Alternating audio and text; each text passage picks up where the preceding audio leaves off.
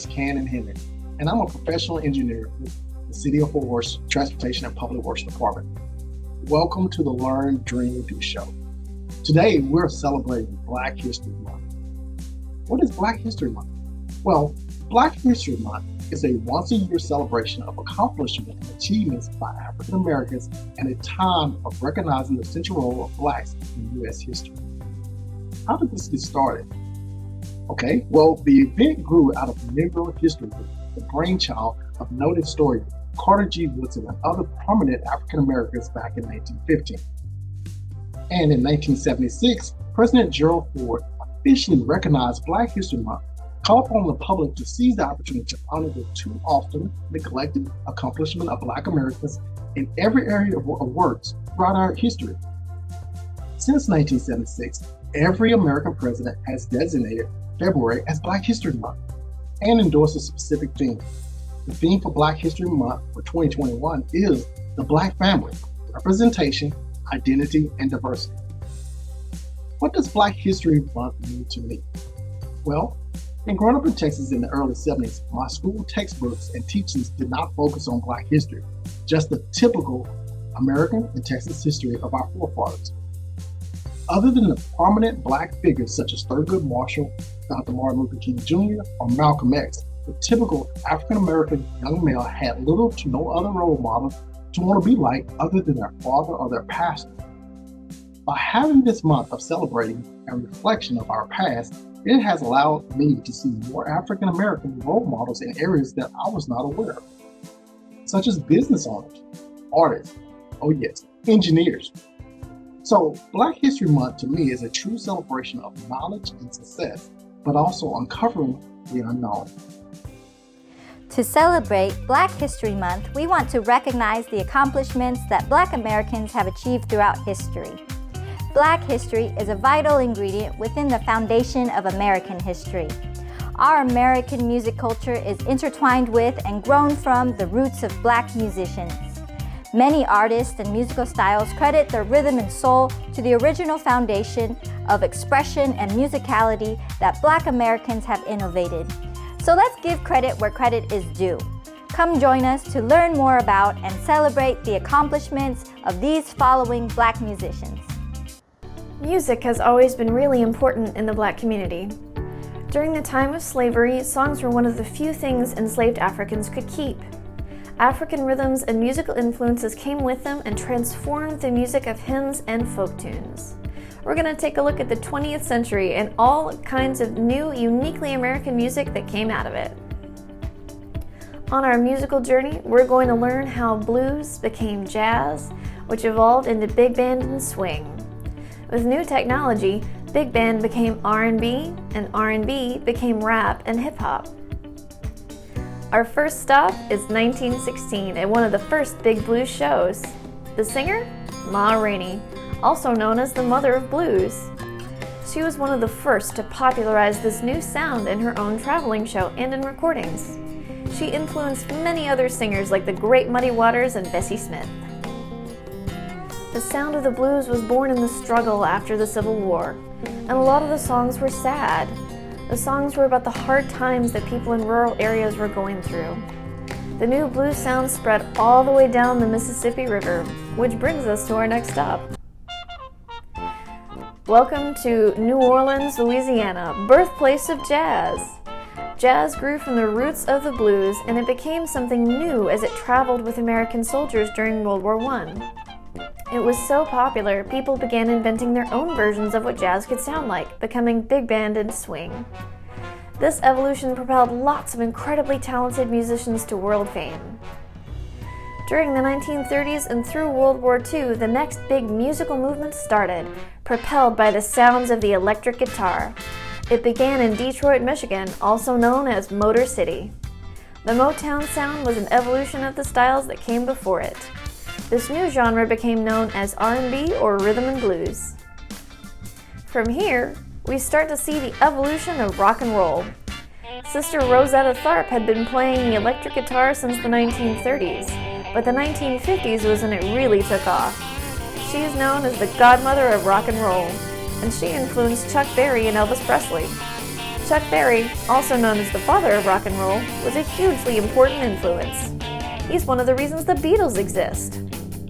He mixed a smooth vocal style, the electric guitar, and a strong blues sensibility into something powerful, and people still listen to his songs today. Out of the rhythm and blues legacy, a new kind of music burst on the scene in the late 70s and early 80s. A young Jamaican-American man, DJ Kool Herc, invented rap one hot summer night in 1973 in New York City. The lyrics were raw and heartfelt, with no instruments, nothing but the words and the bass beat. The words were a song about the hard life in the city, just as blues was a song about the hard life in the country. Rap became even more popular when it evolved into hip-hop and instruments came back into the mix. Have you ever heard someone say to eat black-eyed peas on New Year's Day for good luck? Black-eyed peas swell when they cook, so they're a symbol for prosperity. And when you add some cornbread on the side, that can mean gold or even more prosperity for the coming year. On New Year's Day in 1863, the Emancipation Proclamation went into effect. That's the document that changed the legal status of more than 3.5 million enslaved African Americans and said that they shall be thenceforward, and forever free. Since black-eyed peas were a staple food, a lot of freed slaves probably ate them that day. Black-eyed peas are still used a lot in soul food and in food from the South today. Let's talk about soul food. Soul food is good home cooking with deep roots in the Black community. It's characterized by resourcefulness and creating something wonderful with what you have. This type of cooking has roots in the rural South and came from enslaved Africans being given poor food rations and needing to turn poorer cuts of meat and other foods considered less desirable into delicious meals. Soul comes from the 60s and was originally used as a term in the Black community to refer to someone, like soul sister or soul brother. And it was later adopted as a way of talking about the foodways and traditions in the community. Some core ingredients of soul food cuisine are greens, beans, cornmeal, and pork. Pork is used in all kinds of ways in the food. It shows up as ham hock and bacon in the dishes we're going to sample today. Let's taste a few and talk about some of the ways that they can be made. The greens I have are collard greens with a pork element, bacon. The cooking method I used of boiling the greens until they're tender and flavorful can be traced back to several different African cultures. Similarly cooked greens can be found in many places all around the continent. For the collard greens, I removed the stems and cooked them with bacon, onion, garlic, and spices. I then added chicken broth and boiled them until they were tender.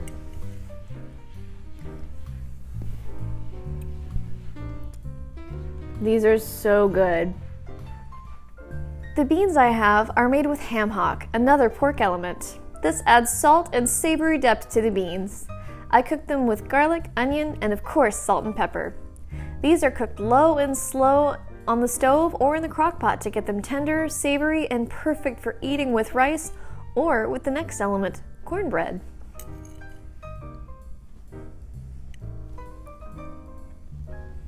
These beans are fantastic. For the cornmeal element, this is homemade cornbread. Cornmeal shows up in lots of places, from hush puppies and Johnny cakes to a batter ingredient for fried fish. I made this simple cornbread with cornmeal, flour, a pinch of molasses, buttermilk, baking soda, salt, butter, and egg. I mixed the ingredients together and baked it in the oven until a toothpick poked in the center came out clean. It's warm and oh so delicious. If there is a book that you want to read, but it hasn't been written yet, you must be the one to write it. Toni Morrison, the first African American to win the Pulitzer Prize in Literature. One of the hobbies I have is making quilts. I've been quilting for about 3 years. However, quilting has been around for a very long time. The history of quilting can be traced back to at least the medieval times. We aren't going that far back today in quilting history though. Let's take a trip to Gee's Bend, Alabama. This is a very small, isolated Black community that originally started as a plantation and was very isolated because it's surrounded on 3 sides by the Alabama River.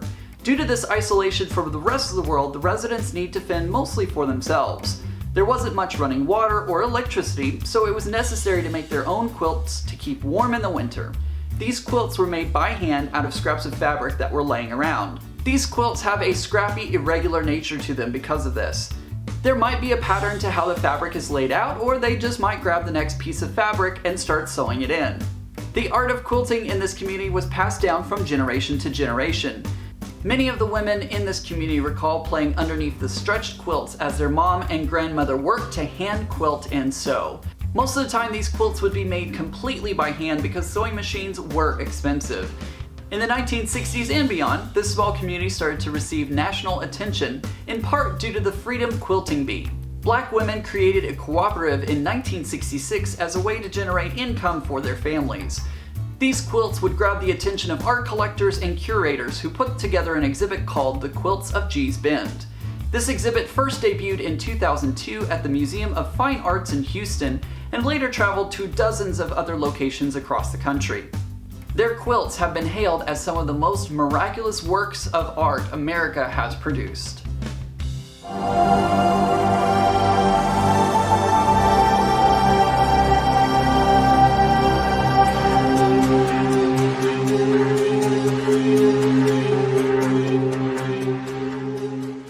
Never limit yourself because of others' limited imagination.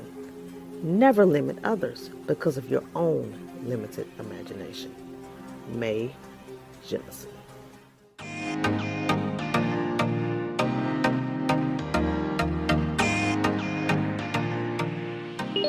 Welcome to the Museum of Arts and Culture. The Black American community has provided so much to the arts and culture here in America and around the world.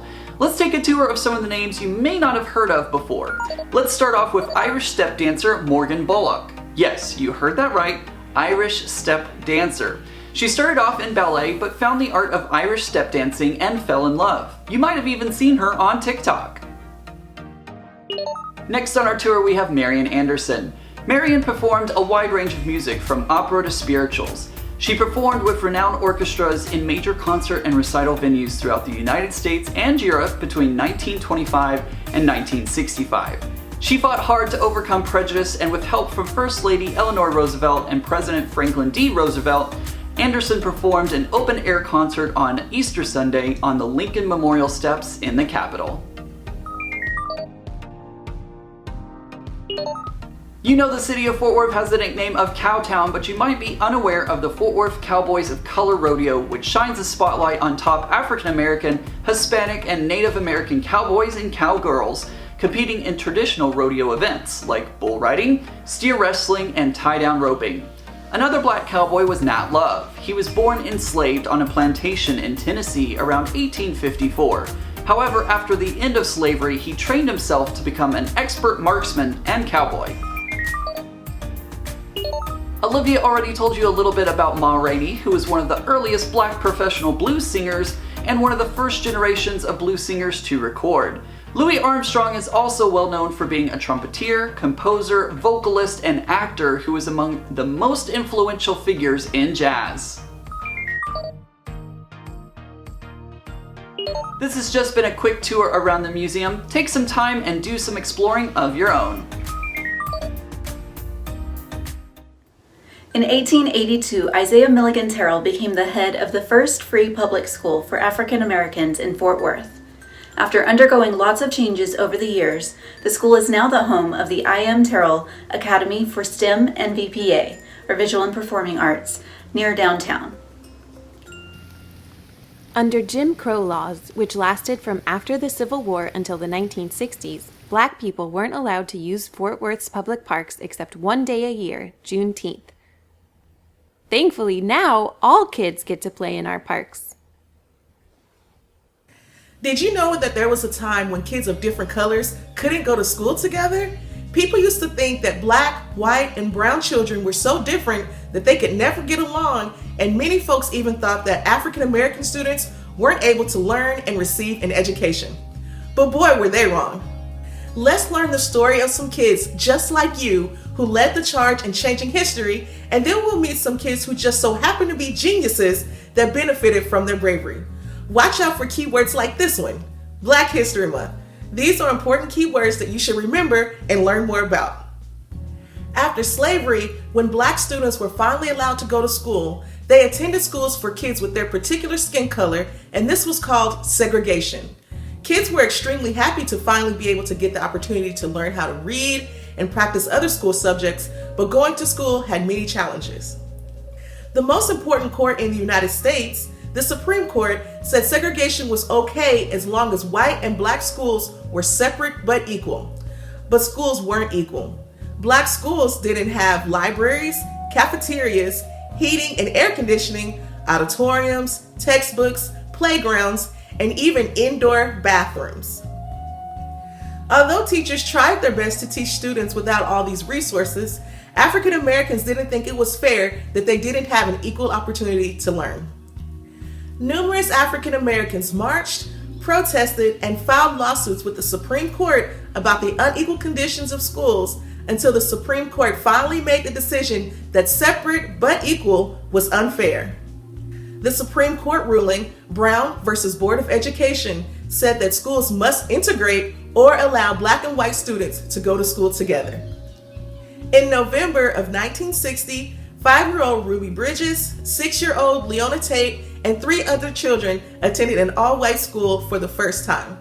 Although such an event was a celebration for African Americans, people protested because they did not want white and Black children to go to school together. Parents pulled their children out of Ruby's class, so Ruby went to class and ate lunch alone every day. In spite of all of this, Ruby never missed one day of school. Segregation and integration didn't just happen in places far away. Segregation also happened right here. In 1959, Arlene Flax's father, a sergeant at an Air Force base right here in Fort Worth, tried to enroll Arlene at Burton Hill Elementary. However, she was turned away because she was African American.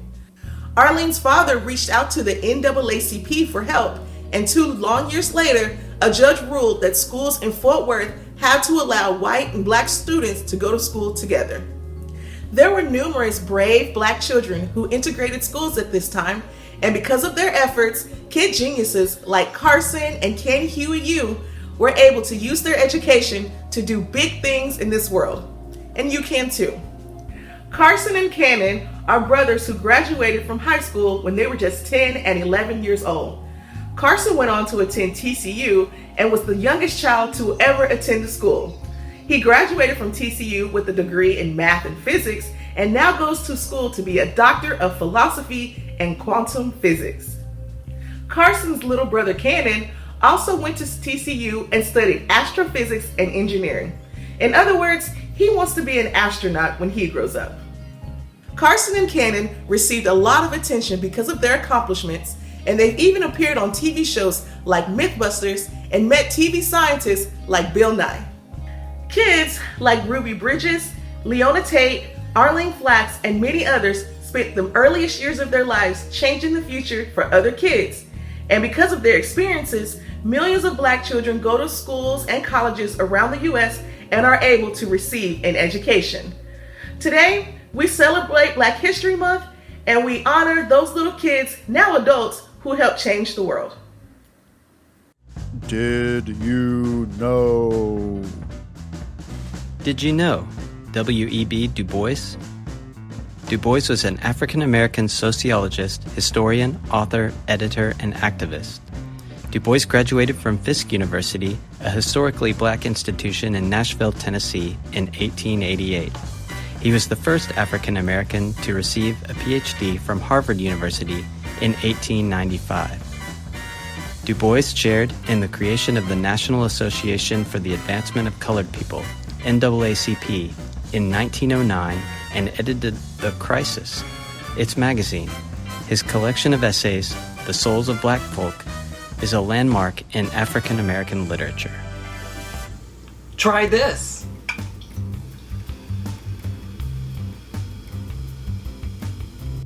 Alicia Bowler Davis is an example of a female engineer at GM. Let's celebrate and experiment by creating a rubber band powered car.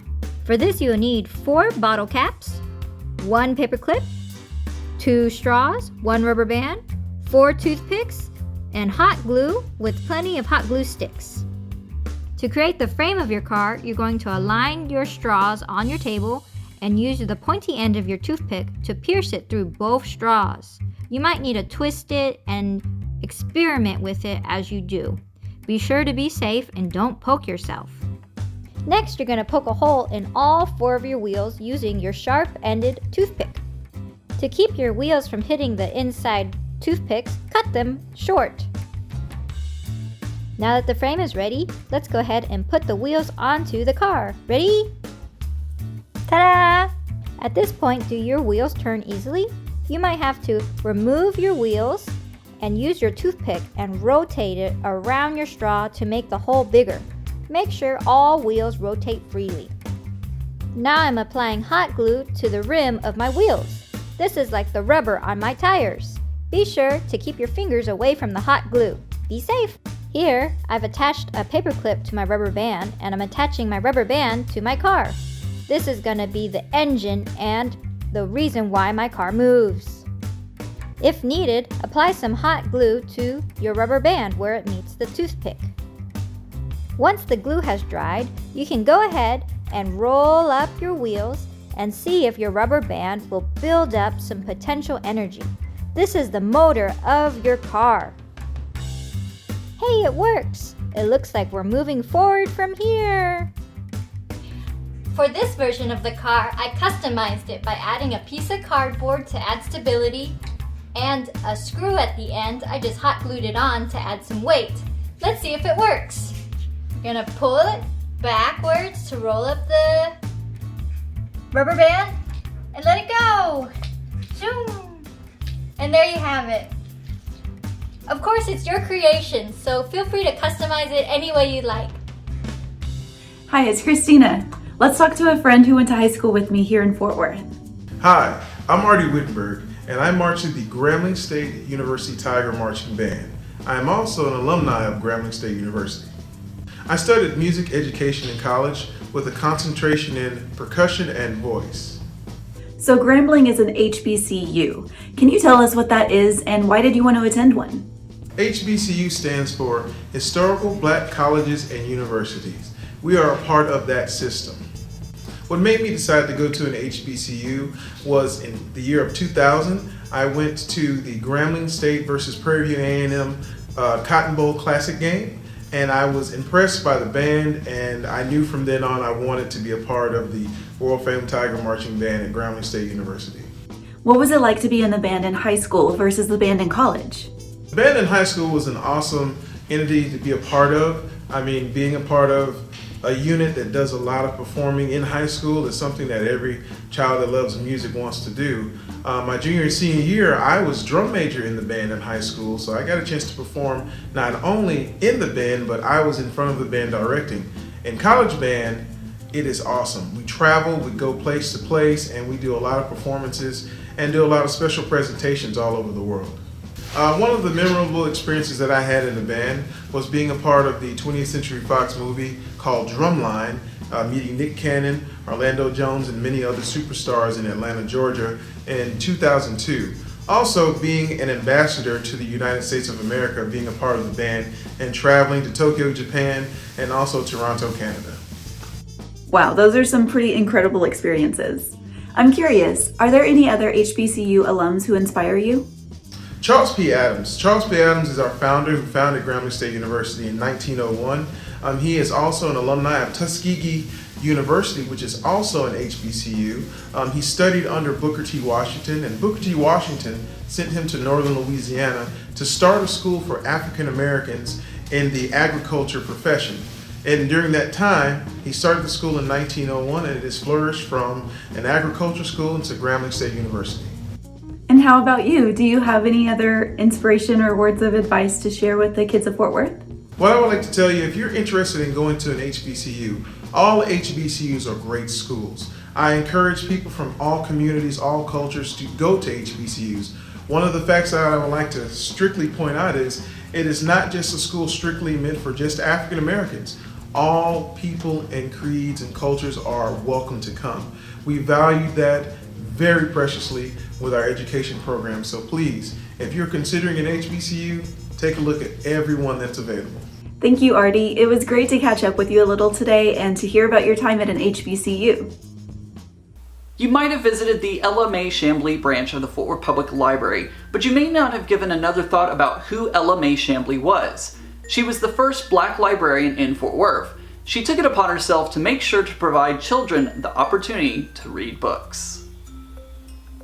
Hello, everybody. To continue our show's theme on celebrating Black accomplishments, we would like to showcase a local DFW entrepreneur and self-published author, Randy Williams. How are you feeling today? I'm feeling great. I'm feeling wonderful. Great. So tell me about the book that you wrote. Landon's Lemonade Stand is my first publication. It's a step-by-step guide to entrepreneurship, and it's modeled after my 6-year-old son, Landon. Wonderful, Landon. And so is he your inspiration for the book? Most definitely my inspiration for the book.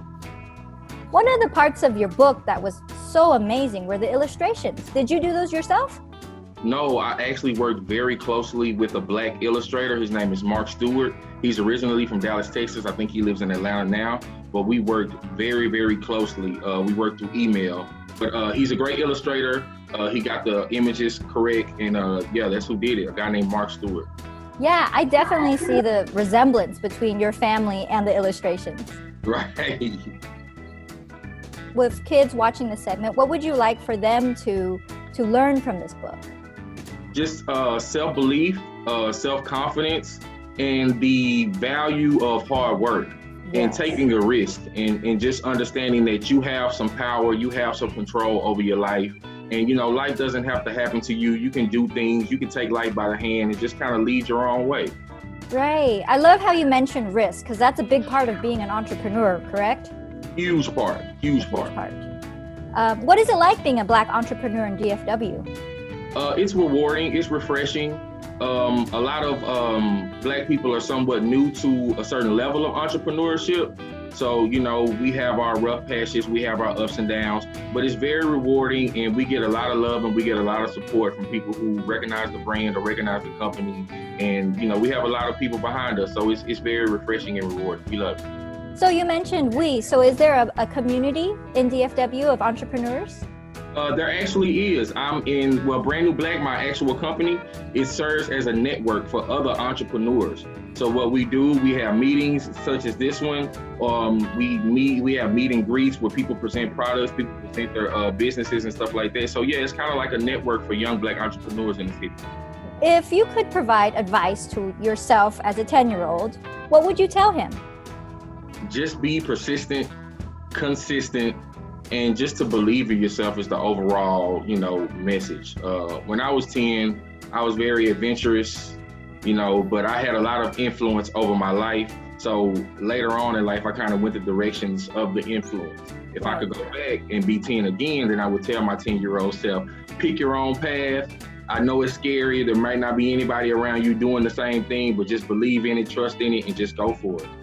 I love your positivity and focusing on things that you can control. That's great. Yeah, that's a big part of being an entrepreneurship. You have to be optimistic because there are going to be ups and downs. There are going to be hills, there are going to be valleys, but you have to be optimistic and know that on the other side of that hill, on the other side of that, whatever you're going through, it's going to be rewarding. So that's what keeps me going. Right. And I'm so happy to hear, you know, to encourage kids to know that they also can be interested in writing, and someday in the future, they can also write their own book. Yeah, I think that it's very important for people in our community and all communities in general. But, you know, us moving into the digital world with computers and phones and stuff like that, we kind of got away from the fundamentals of actually reading a physical book, going to the library, writing stories, stuff that I grew up doing when I was a child. And I just wanted to go back to the essence, and I want to impute that into other kids too. I totally agree. It's very empowering to have your own voice and your own stories out there. It is. Yes, that's definitely so inspirational. Well, once again, the audience, anybody can check out this book. If you have a Fort Worth Public Library card, you can check out Landon's Lemonade Stand from the Fort Worth Public Library. It was wonderful having this interview with you, Randy, and I hope to see you again soon. I want to thank you guys once again. Thank everybody at the Fort Worth Public Library. Thank all the librarians around the world who have supported Landis Lemonade Stand. If you are seeing this interview, please go to brandnewblackinc.com and order the book. We have hard copies, we have soft copies, and we even have jigsaw puzzles that we just released. So you guys go check it out. Thank you. Thank you so much.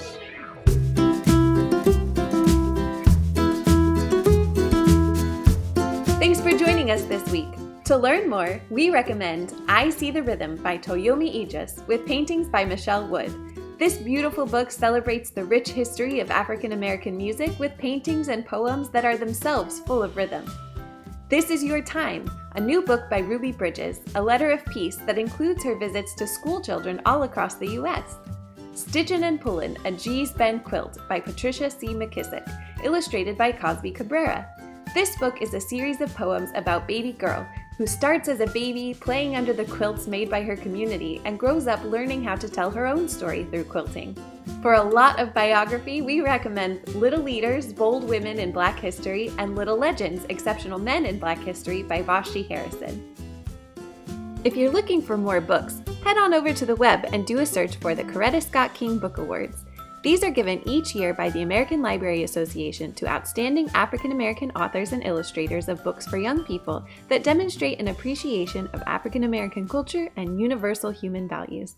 If you want to learn more on the web, we recommend the Reading Rockets. They have an awesome roundup of activities, PBS documentaries, books, and authors.